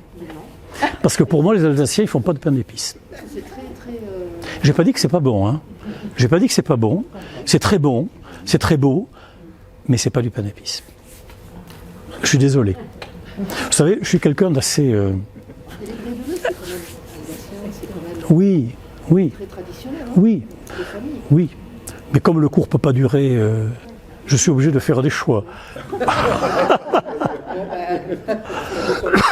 Bon, oui, non mais je comprends. Non mais si vous voulez, il y a des régions, vous verrez, je suis obligé d'aller chercher un peu pour faire, il n'y a pas grand chose, là il y a beaucoup, alors il faut, bon, voilà. Mais, alors excusez-moi, mais le pain d'épices, pour avoir du pain d'épices, allez à Dijon, où il reste 2 ateliers de fabrication du pain d'épices, on fait du vrai pain d'épices, du vrai, c'est-à-dire selon la recette traditionnelle, je dirais. En Alsace, le pain d'épices qu'ils font, c'est, bon, il y a des épices dedans. Voilà. Mais c'est pas du pain d'épices. Pour moi, c'est pas du pain d'épices, clairement. Cela dit, c'est très bon. Mais on ne devrait pas appeler ça pain d'épices. Ah, à mon humble avis. Le pain d'épices, c'est un produit qui se fait depuis le XIIIe siècle. C'est un produit extrême qui a traversé le temps, si vous voulez. Après qu'il puisse y avoir des variantes régionales, oui, bien sûr, hein, chacun fait bien comme il veut. C'est la raison pour laquelle je n'en ai parlé qu'avec les Bourguignons. Émile Young, qui était, en plus d'être un très grand cuisinier, qui était un homme adorable, quelqu'un d'extrêmement humain et gentil, et un grand maître dans son métier. Donc, qui était né à Masevaux, d'un petit village pas très loin de Strasbourg en 1941, et qui est mort en 2020. Le crocodile a tenu 3 étoiles. Alors, le crocodile a 2 pas de la cathédrale, quasiment dans la rue en face de la cathédrale. Alors, pourquoi le crocodile? Eh bien, vous voyez, il y a ses associés, ses aides, ses chefs de parti qui tiennent un crocodile empaillé, qui effectivement était accroché dans la salle de restaurant. Et ce crocodile avait été donné non pas à Émile Young, mais au fondateur de l'auberge dans laquelle Émile Young s'était installé, par un soldat des armées napoléoniennes qui avait mangé, qu'il ne pouvait pas payer, et qui avait ramené ça de la campagne d'Égypte. Il était joli, hein, le crocodile, il était superbe. Hein. Et donc il l'avait accroché, là, et puis il est toujours resté. D'accord. Il est toujours resté. Et il y a toujours d'ailleurs, dans le restaurant qui continue à fonctionner, même s'il est moins coté aujourd'hui, il y a toujours un immense tableau au fond de la salle qui représente une scène campagnarde avec une auberge, avec une diligence. Très beau tableau du 18e, peut-être fin 18e, qui également a été donné par quelqu'un qui n'avait pas pu payer sa note. Voilà. Bien. Donc Émile Young c'était un ancien élève de l'école hôtelière de Strasbourg et qui ne l'avait pas oublié, il venait toujours, il était très présent à l'école, il venait au lycée hôtelier et donc quand on allait aux examens, on était tranquille, s'il était au jury, le soir on était invité au crocodile, non pas à manger en salle, mais à manger dans sa salle, manger à lui. Parce qu'il avait sa salle à manger à lui, avec sa petite cuisine à lui, où il testait les plats, etc. C'était un passionné de métier, et vraiment un grand maître dans l'art culinaire. Moi, je pense à lui toujours avec beaucoup d'émotion et de... Voilà. Alors, Westermann, qui est également... Alors lui, ils n'ont qu'une étoile à l'heure actuelle, ils en ont eu 2 dans le passé. Le Bourreisel, c'est également un grand nom de la cuisine alsacienne. Et à mon avis, il mériterait d'être mieux coté qu'il n'est, mais... c'est pas ça qui l'empêche de travailler. Et là, également, il fait partie d'une dynastie de cuisiniers, les Westermann, de gens très compétents. Alors, les frères Eberlin sont très cotés, très connus aussi. À Illhausern, l'auberge de Lille, hein, ça c'est les 3 grands noms de la cuisine alsacienne qui restent. Et puis après, il y en a quelques autres. Alors, il y a les nouveaux. Le crocodile a été repris par Robin Briet. Il y a une étoile, donc Jérémy Page. Le déjà, Strasbourg, Jeanne Satori et David de Gourcy, donc un couple de cuisiniers qui sont très, très talentueux. Les Funambules, Umami, Bourreisel. Alors Eric Westermann au Bourreisel, qui a été déclassé en une étoile, mais qui à mon avis, mériterait peut-être mieux, enfin je ne sais pas. À Aubernais, vous avez un 2 étoiles Michelin, la Fourchette des Ducs, et à Wingen, également un 2 étoiles. Donc ce n'est pas une région où... Bon, après, il n'y a que 2 départements, hein, c'est pas une région très, très, très grande, mais c'est assez étonnant qu'il n'y ait pas plus que ça de table étoilée, dans la mesure où, à mon avis, la restauration en Alsace est de très très bon niveau, si vous voulez. Il est très facile de bien manger à Strasbourg et dans les environs, même dans des endroits qui ne payent pas de mine. Il y a une sorte de respect du métier de la clientèle qu'on ne trouve pas partout, hein, qui tient sans doute également à, comment dirais-je, c'est un petit peu comme au Pays Basque, si vous voulez, on ne se moque pas du monde, quoi. Ah, vous voyez ce que je veux dire? Il y a une sorte de respect du client, du métier. Ça, on le sent très nettement. Et puis également, on trouve chez les Alsaciens de la rigueur. Alors certains, ceux qui les aiment pas, vont dire c'est de la rigueur germanique, ils vont dire. Mais, c'est pas vrai. En réalité, ce sont des gens ils fonctionnent comme ça. Moi, je me souviens des relations que nous avions avec eux, parce qu'on travaillait sur 3 académies, sur 4 académies, avec Nancy, Metz, Strasbourg, Besançon et Dijon. Et on travaillait donc on était amenés à faire énormément de choses ensemble, particulièrement au niveau des formations supérieures et des examens. Avec les Alsaciens, le coup de fil suffisait. On fait comme ça, oui, on fait comme ça, c'est noté.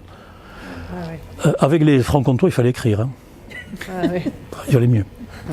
Et même avec les Lorrains. il valait mieux écrire. Mais les Alsaciens, on l'avait dit, c'était fait. Voilà. Il n'y avait pas de souci. Hein. C'est quand même pas mal, moi, je trouve. C'est pas mal. Alors, un mot sur les vins. Alors, je vais vous dire carrément, moi j'aime beaucoup les vins d'Alsace. Alors, pas tous.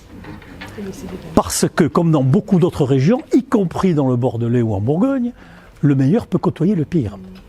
Évidemment. Mais, le vignoble alsacien est un superbe vignoble. Par la géographie, par l'exposition, il est orienté nord-sud, adossé aux Vosges. Donc ça va beaucoup ressembler aux vignobles de la côte bourguignonne, si vous voulez, géographiquement, mais ils sont plus au nord. Et c'est un petit vignoble, 13 000 hectares, c'est pas grand-chose, hein, tout en longueur. Il y a également, si vous voulez, en Alsace, une constante qui est le savoir-faire des viticulteurs. Ce sont des gens qui sont très dans la tradition et qui ont, pour beaucoup d'entre eux, un très grand respect de leur métier et qui vont vous produire des vins extrêmement intéressants. En sachant que le climat, même si c'est de moins en moins vrai, le climat ne travaillait pas toujours pour eux. Des étés chauds sans aucun doute, mais très brefs. Donc il pouvait y avoir certaines années des problèmes de maturation du raisin. C'est plus très vrai aujourd'hui. On est à l'époque où on fait du vin en Angleterre, dans le sud de l'Angleterre, qui n'est pas mauvais. Donc aujourd'hui, si vous voulez, avec le changement climatique, le réchauffement global, eh bien, le vignoble alsacien a beaucoup moins de difficultés qu'autrefois à produire des vins de qualité. Un indicateur également, c'est l'indicateur de la chaptalisation. Qu'est-ce que la chaptalisation? C'est le fait de sucrer la vendange.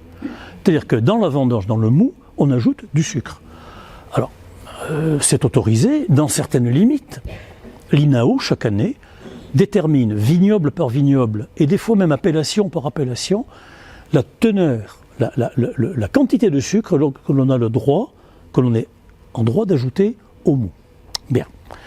Ça dépend de l'état. Alors après avoir mesuré la maturation, l'état de la teneur en sucre des raisins, certaines années, on a droit à aucune chaptalisation. D'autres années, on a droit de la chaptalisation de manière à pouvoir sortir une vendange correcte. Parce que la transformation par les levures du sucre en alcool, la levure, elle, ne fait pas la différence entre le sucre du raisin et le sucre qui a été ajouté. La fermentation alcoolique va se faire de la même manière. Et, je vais peut-être vous surprendre, mais le gouvernement français, au début des années 80, avait proposé de décerner un prix qui, à l'époque, était de plusieurs millions de francs, très important, aux chimistes, qui seraient capables de déterminer quel avait été le degré réel de chaptalisation d'une vendange. On attend toujours. On attend toujours. Une fois que le sucre est mélangé dans le mou, eh ben c'est fini. Il n'y a plus moyen de faire la différence. Alors, c'est peut-être pour ça que dans certaines régions viticoles, on trouve très facilement du sucre en sac de 50 kg ici et là. Peut-être. Peut-être. Moi, je vous avoue, quand je suis arrivé en Bourgogne, j'étais surpris de trouver au Super U de Gevrey-Chambertin, qui était à peu près grand comme cette pièce, il y avait quand même 4 palettes de sucre en 50 kg. Et je m'étais dit, ils aiment la confiture par ici. Bon, si vous voulez, comme ça peut être tentant. Le vigneron, il va assurer son titre alcoolique. Or, si le titre alcoolique n'est pas assuré, ben déjà, il va perdre le droit à l'appellation, déjà. Bon. Et puis, et après, le vin peut avoir des tas de maladies du fait que la teneur alcoolique est insuffisante. Hein. Voilà, c'est compliqué, la viticulture. L'œnologie, c'est compliqué. Bien. Mais moi, j'ai beaucoup d'estime pour les vignerons alsaciens. Alors, là, deux images que j'aime bien. Se promener dans le vignoble alsacien, c'est un ravissement. Ces petits villages vignerons, c'est beau. Alors, on peut en citer quelques-uns si vous voulez, mais moi j'ai une tendresse particulière pour Egisheim, où il y a en plus une coopérative qui vend des produits remarquables. Enfin, c'est un négociant qui a un gros domaine. Alors, l'encépagement, le vin d'Alsace est qualifié par le cépage qui a permis de le produire. C'est à une exception près, sont des vins monocépages. Voilà. Dans beaucoup de régions de France, pour ne pas dire presque partout, sauf en Champagne et en Bourgogne et en Alsace, où on fait des vins monocépages, dans beaucoup de régions, on fait des assemblages. On cultive plusieurs cépages différents. Évidemment, ils ne vont pas donner le même résultat en fonction de l'ensoleillement, de la pluviométrie, etc. Et ensuite, le vigneron va faire des assemblages. C'est tout à fait légal. C'est le cas dans le Bordelais, c'est le cas dans tous les vins qui sont sur le long de la Garonne. Dans le Bordelais, il y a même des grands crus dans lesquels il y a 4 cépages différents, qui ne sont pas d'une année sur l'autre en même proportion du reste. Et c'est normal. Bon. Alors qu'en Alsace, on va qualifier le vin par le son cépage. Alors d'abord le Riesling qui donne des vins blancs très secs, très très secs, avec pratiquement pas de sucre en rétention dedans, pratiquement pas, et cependant des vins qui ont un bouquet qui peut être extrêmement intéressant. Alors, je vais vous donner, je peux vous le dire tout de suite, si vous achetez du Riesling, faites-vous plaisir, prenez un Riesling Grand Cru, vous ne le paierez pas beaucoup plus cher, et vous aurez des produits extraordinaires. Alors, vous avez notamment, je vous en parlais, la cave d'Egisheim, dans laquelle vous pouvez aller les yeux fermés, par rapport au sérieux de l'entreprise et à la qualité des vins produits. Voilà. La cave d'Egisheim, c'est une très très bonne, alors il y en a beaucoup d'autres, mais c'est une très bonne adresse en Alsace, et ils ont notamment un Riesling Grand Cru qui est absolument extraordinaire, pour moi. Le Gewürztraminer, même chose. Alors le Gewürztraminer, c'est un vin qui peut, dans les grands crus, donner des vins exceptionnels, il est vrai, mais à la base, dans notre idée, c'est un vin un peu douceâtre, un peu sucraillé, comme on dit. Et non, normalement non. C'est dans certaines années où il y a un phénomène de surmaturation du raisin, c'est-à-dire que l'on va vendanger tardivement parce qu'on peut se le permettre, parce que le raisin n'est pas malade, parce qu'il n'y a pas de pourriture, parce qu'il n'y a pas de... On va vendanger plus tard. Et là, il va se produire un phénomène de concentration des sucres dans les grains de raisin qui va donner un produit riche en sucre. Et après la fermentation, il y aura encore une douceur du vin, mais qui s'accompagne toujours d'une aromatisation très très importante. Voilà. Et moi personnellement j'aime le Riesling, mais le Gewürztraminer, ça peut être un vin également extrêmement agréable. Et dans les grands crus, notamment le Steiner et le Käferkopf, on peut avoir des vins vraiment, vraiment extraordinaires. Bon. Cette surmaturation des grains, je ne sais pas si ça vous dit quelque chose, mais elle est de règle dans certains vignobles, notamment en Europe centrale, pour fabriquer le vin de Tokai. Là, tous les vins sont faits en surmaturation, et c'est ce qui explique que la bouteille de Tokai, elle ne fait pas 75 centilitres, elle fait 50, parce que ça correspond, si vous voulez, à la même quantité de raisin à la base. Donc on a... Voilà. Le Sylvaner, alors il est moins coté, on s'en sert plus pour la cuisine, encore que, il y en a de très bons, c'est toujours pareil, il faut acheter avec discernement, mais c'est un vin qui est de toute manière moins coûteux, c'est probablement le cépage le plus cultivé sur l'ensemble du vignoble, en superficie, probablement, et donc il est un peu moins coté, mais enfin, bon. Le muscat, alors le muscat d'Alsace, on pourrait penser que ça donne un vin doux, pas du tout, parce qu'on pense au muscat de Rivesaltes, mais non, ça n'a rien à voir. Par contre, le fruité du muscat, là c'est vraiment l'impression, déjà quand on coule le vin dans le verre, le raisin est là.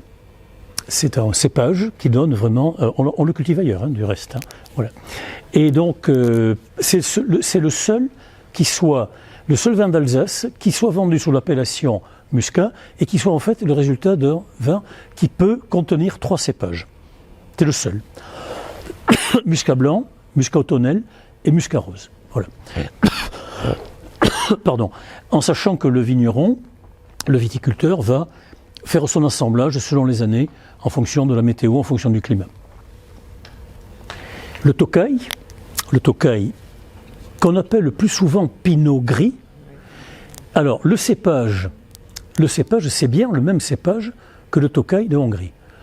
Mais, contrairement à ce que vous entendez dire souvent, c'est pas du tout le cépage qui est venu de Hongrie pour être mis en Alsace. Pas du tout, c'est le contraire. Ce sont les moines cisterciens qui, au XIIe siècle, en fondant des abbayes filles en Europe centrale, ont amené avec eux les plants et ont cultivé. Et on s'est rendu compte que ce cépage convenait extrêmement bien au climat de la Hongrie, qui est quand même un climat d'Europe centrale, été très chaud, hiver très froid, voilà, avec des fois une absence d'intersaison, une intersaison qui n'existe quasiment pas, on passe de l'hiver à l'été en un clin d'œil, voilà. Et donc, contrairement à cela, eh bien, ce sont les moines. Vous voyez, les moines, on a tort de dire du mal des moines, on a tort. Il faut pas. Ils ont fait beaucoup de bonnes choses. Le pinot blanc, qu'on appelle parfois, ou souvent on l'appelle Kleffner, eh bien, ce sont des vins secs, nerveux, assez corsés. Bon, il peut y en avoir d'excellents, il peut y en avoir d'assez durs des fois. Voilà. Cela dit, quand il est bon, en général, ils ne sont jamais très chers, ces vins-là, ça peut être assez intéressant. Alors, le pinot noir, eh bien, le même que celui que vous avez en Bourgogne et en Champagne, n'est-ce pas, ce pinot noir, qui est souvent vinifié en rosé. Et c'est le seul AOC Alsace qui a le rosé d'Alsace qui a le droit à l'AOC. C'est le seul. Ouais. En 2022, à la suite d'une action de lobbying intense des viticulteurs, l'INAO a accepté de conférer l'appellation Grand Cru à des vins élaborés à partir de Pinot Noir. 2022, c'est récent. Voilà. Donc, la première fois que j'ai vu ça, je me suis dit, tiens, ça c'est une arnaque. Et puis non, j'ai regardé, non, ils y ont droit maintenant. Voilà. Alors, l'Alsace Grand Cru, c'est ce que j'essaie d'expliquer un petit peu dans le texte qui est là en bas. Quand vous achetez un vin d'Alsace, vous achetez un cépage. Vous achetez un cépage et une localité. C'est un Riesling qui est fait à tel endroit. Bon, si c'est un Grand Cru, alors là, vous savez très exactement où est le vignoble. Prenez une carte, vous prenez les renseignements, vous saurez exactement où est placé le vignoble qui correspond au Grand Cru que vous avez acheté. Et là, on va être un petit peu sur une dénomination qui ressemble à la dénomination bourguignonne, si on veut. Vous voyez, puisque en Bourgogne, on se réfère, les climats sont toujours référés à une commune, et dans la commune, à une partie bien délimitée de la commune. Voilà. Et bien là, ce n'est vrai que pour les grands crus. Sinon, si vous achetez un vin de négociant Riesling, vous savez que c'est du cépage Riesling, vous savez qu'il vient d'Alsace, point. Vous ne savez pas plus. Après, vous pouvez, si vous allez à la cave des Guicheilles, vous achèterez des vins de leur domaine. Parce que c'est un négociant, oui, mais c'est d'abord un propriétaire et un viticulteur. Quand vous visitez la cave des Guicheilles, vous voyez les cuves de fermentation, vous voyez les chais de vieillissement, ils s'occupent de tout, du début jusqu'à la fin, et ils ne vinifient que le raisin de leur domaine. Voilà. Alors,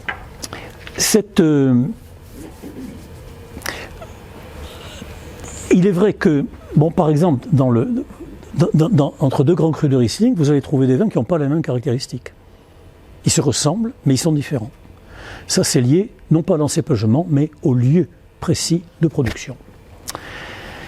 Bien, on fait maintenant du crément d'Alsace. Alors, le crément, c'est pour les gens qui aiment le vin pétillant, qui aiment le champagne. On en fait en Bourgogne, on en fait en Alsace, on fait même des créments rouges. Ah oui, en Bourgogne, ils font du crément rouge. Ils le vendent très bien, je ne sais pas comment ils font, mais ils le vendent. Parce que pour moi, c'est quelque chose d'atroce. Enfin, moi, j'ai toujours eu du mal avec les vins pétillants, en ce qui me concerne, mais bon, c'est... Ah oui, on fait du crément rouge, oui, bien sûr. Oui, du rosé, de tout, quoi. Alors, il faut savoir que le crément, c'est quand même, pour le producteur, c'est un moyen relativement intéressant pour utiliser des vendanges, disons, ce qu'on appelle des vendanges de vignerons. Vous savez, quand vous dites « oh, c'est un millésime de vigneron », Ça veut dire prudence. Hein.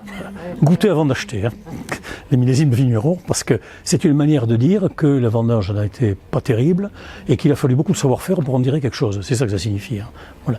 Alors bon, les créments d'Alsace, oui, bon, alors pour ceux qui aiment le vin pétillant, il y en a des bons. Hein.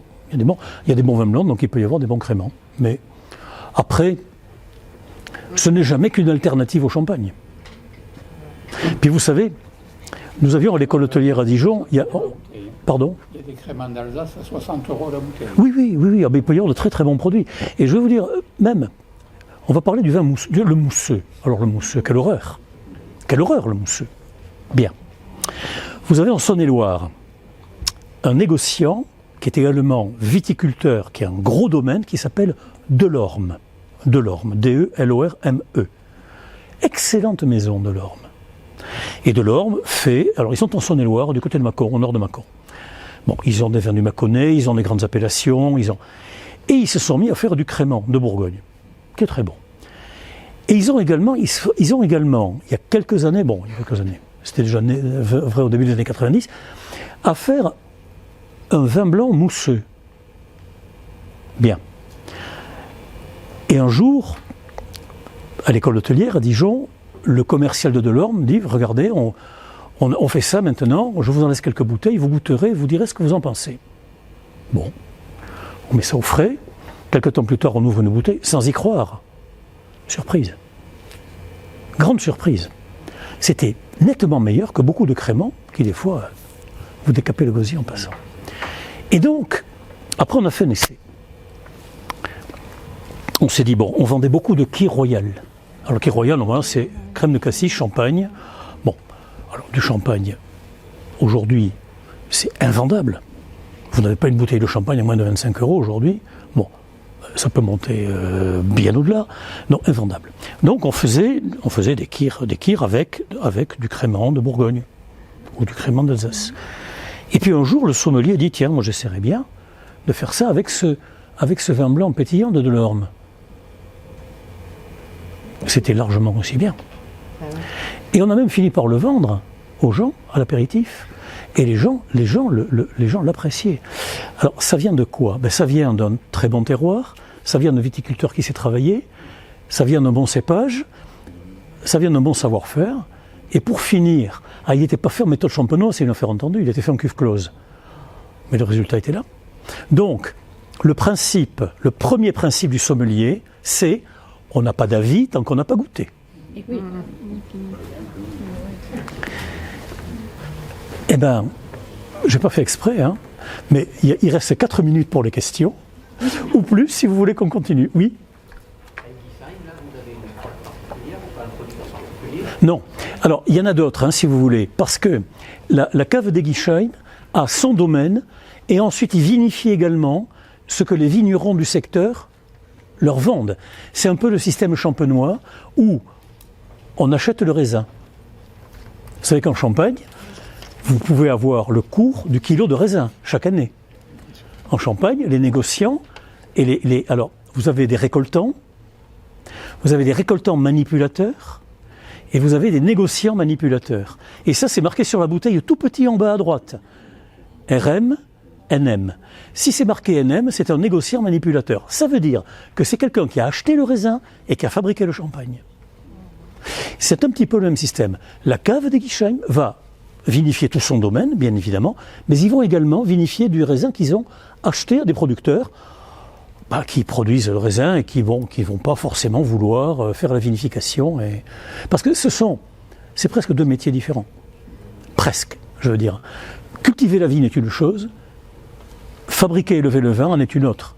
Et bon, ce sont deux compétences complémentaires évidemment, mais essentiellement différentes.